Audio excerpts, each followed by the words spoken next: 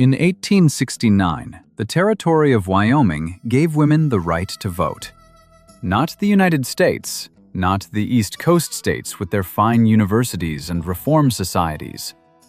Wyoming, a place so remote that one writer joked the suffrage bill was like voting to enfranchise angels or Martians.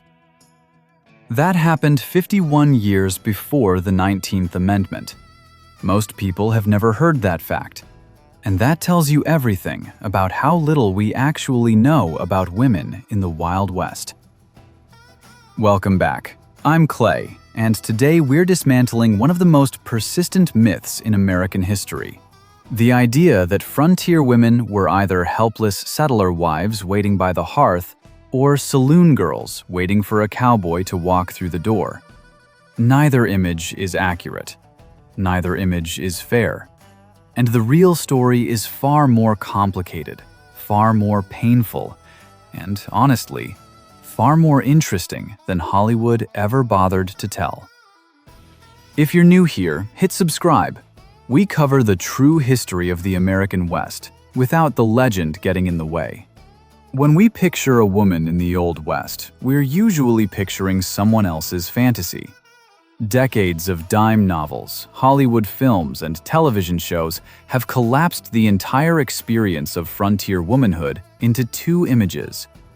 The gentle settler wife standing in a doorway watching the horizon, or the flamboyant saloon girl draping herself over the bar. Both are caricatures. Both were created by men who had no idea what they were talking about. The actual experience of women on the frontier between 1840 and 1890 was something altogether different. A daily negotiation between crushing hardship, near total legal invisibility, and, for some, a kind of freedom that simply did not exist in the eastern states. Start with the basics. When a family headed west, the division of labor that had existed back home in Ohio or Pennsylvania dissolved quickly. Frontier conditions did not wait for social norms to catch up. Women who had never done anything more physical than domestic sewing suddenly found themselves driving ox teams across the open prairie. They gathered buffalo dung from the ground to use as fuel because wood was scarce. They dug trenches, helped build sod houses, homes cut from blocks of earth because there were no trees, and treated injuries without any medical training because there were no doctors within 100 miles. Diaries from women on the overland trails in the 1840s and 50s described this shift happening within days of departure. One week, a woman is helping pack the wagon in Missouri. 2 weeks later, she's making bullets beside her husband on the trail. The Homestead Act of 1862 changed the legal landscape in a quiet but significant way. The law stated that any person who was the head of a family or who had reached the age of 21 could file a land claim. That language was gender-neutral enough to include women, single women, widows, and divorced women among them. Historians who have studied the Homestead records estimate that in the first 50 years of the Act, women accounted for roughly 1/3 of all land claims filed. That is not a footnote. That is a structural fact. Women were not passive passengers in westward expansion. They were landowners, decision-makers, and legal claimants in their own right, even when the law in most territories still refused to recognize a married woman as a separate legal person from her husband. That last part is worth pausing on. The legal doctrine of coverture, inherited from English common law, meant that in most American territories, when a woman married, her legal identity was absorbed into her husband's. She could not own property independently, could not sign contracts, could not access a court to seek legal remedy, and in the event of a separation, she had no guaranteed claim to her children. She was, legally speaking, a dependent, a possession. The frontier did not automatically change that. What it changed was the practical reality of daily life, where the absence of infrastructure meant that women were indispensable in ways the law did not acknowledge. A homestead required both partners to function. If the husband was injured or took seasonal work elsewhere for months at a time, the wife ran everything: the farm, the animals, the finances, the negotiations with neighbors. The law said she was invisible. The prairie said she was essential. And yet, the image we inherited from popular culture is one of passivity.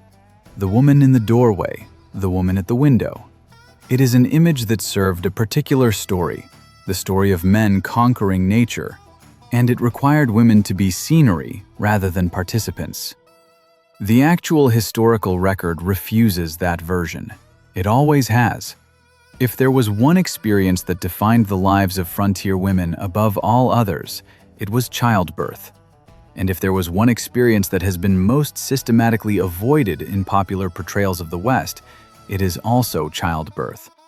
The gap between those two facts tells you something important about whose discomfort has historically mattered. In the 19th century, the risk of dying in connection with childbirth was between roughly 500 and 1,000 deaths per 100,000 births in general. On the western frontier, that risk was estimated to be 3 times higher than it was in New England, and more than 50 times what it is today. The average frontier woman gave birth to 6 or more children. Do that arithmetic, and you begin to understand that for women between the ages of 15 and 45, pregnancy was not a life event. It was a recurring encounter with serious danger. Tuberculosis was the leading cause of death for women in this era. Childbirth was second. Most frontier births happened without a physician present. Doctors were rare in settled towns and essentially non-existent on remote homesteads. Midwives were sometimes available, but often the only assistance a woman had was a neighbor woman, a mother-in-law, or no one at all. Women delivered babies in log cabins, in dugout homes cut into hillsides, in the back of wagons, in conditions that made infection almost inevitable and emergency intervention impossible. Complications that a modern hospital could address in minutes, hemorrhage, infection, a baby in the wrong position, were frequently fatal on the frontier. And when a woman died, she often left behind small children and a husband with no way to care for them. Remarriage happened fast on the frontier. It was often not sentiment, it was survival logistics. Eliza Hart Spalding understood the frontier's indifference to individual suffering better than most. Born in Connecticut in 1807, she was an educated, deeply intelligent woman who, in 1836, became one of the first white women to cross the Rocky Mountains, traveling with her husband Henry and the missionary couple Marcus and Narcissa Whitman to establish a Presbyterian mission among the Nez Perce people in what is now Idaho. The journey alone, undertaken while Eliza was recovering from a previous difficult pregnancy, took 7 months. When they arrived at the Lapwai mission, she and Henry built their life from nothing, in a land where the nearest settlement of any kind was hundreds of miles away. Eliza Spalding was not a passive figure. She was a gifted linguist who threw herself into learning the Nez Perce language, eventually developing a written form of it, printing Bible lessons and hymns in the language, and teaching hundreds of Nez Perce people to read. She gave birth to 4 children at the mission, the first of whom, also named Eliza, was the first white child born in what is now the state of Idaho. She did all of this while battling the physical demands of frontier pregnancy and childbirth, the near total isolation of mission life, and a harsh climate her body had never been prepared for. She died of tuberculosis in 1851 at the age of 43. The mission had been her entire adult life. What made her experience unusual was the degree of intellectual engagement she maintained in conditions designed to destroy it. What made it representative was everything else: the isolation, the repeated pregnancies without proper medical care, the legal and social expectation that her role was to support her husband's work rather than pursue her own. Eliza Spalding's story is not the exception in frontier women's history. Strip away the missionary context, and you have the basic shape of thousands of women's lives. defined by physical endurance, constrained by law and custom, and almost entirely left out of the stories that get told about the American West. There were also the women who never made it into any record at all. The ones who died in the third or fourth year on a homestead, without a marker, without a diary, without anyone left who remembered their full name. The frontier had a habit of erasing the people it used. Not every woman on the frontier was erased. Some pushed back against the limits hard enough that the historical record could not ignore them. And the stories of those women, when you look at them carefully, without the mythology, are more remarkable than anything Hollywood invented. Biddy Mason was born into slavery in Georgia in 1818. She never learned to read or write. She spent her childhood and young adult life as property. In 1848, when she was 30 years old, she walked, on foot, 1,700 miles behind a 300-wagon caravan heading from Mississippi to the Salt Lake Valley in what was then still part of Mexico. She walked the entire way. She also served as a midwife during the journey, delivering babies in the back of wagons on the trail. When her enslaver moved the household again to California in 1851, she walked behind another wagon train through mountains and desert. She arrived in San Bernardino as an enslaved woman in a state that had entered the Union as free. It took 5 more years, but in 1856, a Los Angeles judge named Benjamin Hayes granted Biddy Mason and 13 members of her extended family their freedom in a landmark ruling. One made more difficult by the fact that California law at the time did not permit black people to testify in court against white people. Mason spoke for herself privately with the judge, and the judge believed her. She settled in Los Angeles. She found work as a nurse and midwife, earning her income one patient at a time. And she saved. For 10 years, she saved. In 1866, at the age of 48, Biddy Mason purchased property on Spring Street in Los Angeles, becoming one of the first African-American women in the city to own real estate. She was not done. As Los Angeles grew, her land grew with it. She bought more property. She rented spaces, built structures, reinvested. By the time she died in 1891, she had accumulated a fortune of nearly $300,000, equivalent to several million in today's value. She had also founded the city's first African-American church out of her own living room, helped establish an elementary school for black children, and opened her property freely to anyone in the city who needed food, shelter, or medical help. She signed every contract with an X. She could not read the documents she owned. She made sure she always received a copy. Then there is Martha Jane Canary, the woman history knows as Calamity Jane, and here the record requires careful handling. The legend of Calamity Jane is almost entirely fictional. The dime novels published during and after her lifetime credited her with being a military scout under General Crook, a stagecoach driver, a Pony Express rider, and the great romantic partner of Wild Bill Hickok. Historians have found no credible evidence for any of it.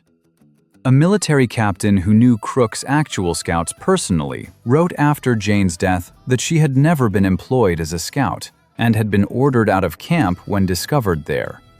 Hickok and Jane knew each other for approximately 6 weeks before his death in Deadwood in 1876. The real Martha Canary was born in Missouri in 1852. She lost both parents as a teenager. She spent her adult life doing whatever work she could find, washing clothes, waiting tables, working as a cook, in frontier towns across Wyoming and the Dakotas. She dressed in men's clothing because it was practical and because it gave her access to spaces and wages that were otherwise closed to women. She drank heavily throughout her life, and that drinking defined much of her later years. She died in 1903 at the age of 51, largely penniless from the effects of chronic alcoholism. She is buried in Deadwood, South Dakota, next to Wild Bill Hickok, most likely because local residents thought it would attract tourists. What is documented and genuine about Calamity Jane is narrower, but not nothing. She nursed sick residents during a smallpox outbreak in Deadwood in 1878, at real personal risk. People who knew her remembered her as genuinely generous, a woman who would give away her last dollar or her last meal to someone in need, then spend the next night in a jail cell for public intoxication. The woman and the myth are almost entirely separate people. The myth was useful to a country that wanted frontier heroines without the inconvenience of the truth. And then there is Wyoming. In 1869, the territory of Wyoming passed a law granting women the right to vote. The following year, Esther Morris was appointed Justice of the Peace in South Pass City, Wyoming, the first woman in United States history to hold judicial office. Wyoming's territorial legislature also passed laws giving teachers equal pay regardless of sex and granting married women the right to control their own property. This happened in a territory with almost no organized suffrage movement. It happened partly for practical reasons. Legislators wanted to attract stable families to a sparsely populated territory. But it happened. And it happened decades before most of the United States was willing to have the conversation. Women in Wyoming were voting, holding office, and owning property, while their counterparts in New York and Massachusetts were still legally invisible. In the Dakotas, single women and widows filed land claims under the Homestead Act in significant numbers throughout the 1870s and 1880s. They broke sod. They planted crops. They built homes from grass and dirt. They filed paperwork at county offices and legally owned the land they worked. These are not stories of exception. They are stories of a different legal and social reality that the Western frontier made possible, imperfectly, unevenly, and not without enormous cost, but real nonetheless. The thing that frontier women's diaries and letters return to again and again is not the physical hardship. It is the silence, the specific, pressing weight of living miles from the nearest human being who was not a member of your immediate household. Women who had grown up surrounded by mothers, sisters, aunts, and neighbors, in communities where conversation and shared domestic work were daily constants, found themselves suddenly alone in a way that had no precedent in their experience. Not occasionally alone, structurally alone, season after season. Mary Walker, a missionary wife who traveled to the Oregon Territory in 1838, wrote in her diary about the loneliness of doing so without the support of female family around her. Eleanor Pruitt Stewart, who homesteaded in Wyoming in the early 1900s and whose letters were later published in the Atlantic Monthly, described a version of frontier life that was vivid and resourceful. But the emotional undercurrent of those letters, read carefully, is of a woman constantly working to remind herself that what she was doing was worth doing. The nearest church might be 40 miles away, the nearest school, non-existent. A neighbor might be close enough to visit once a month if the weather cooperated, or not at all through a winter that arrived in October and did not leave until April. The winters were their own category. On the Great Plains, in the Dakotas, in Kansas and Nebraska, winters in the 1870s and 1880s were not merely cold. They were isolating in a way that modern experience has no equivalent for. Blizzards could make it impossible to travel from the house to the barn. Fuel was often scarce. Families burned hay when the coal ran out and corn cobs when the hay was gone. The temperature could drop 40 degrees in a matter of hours.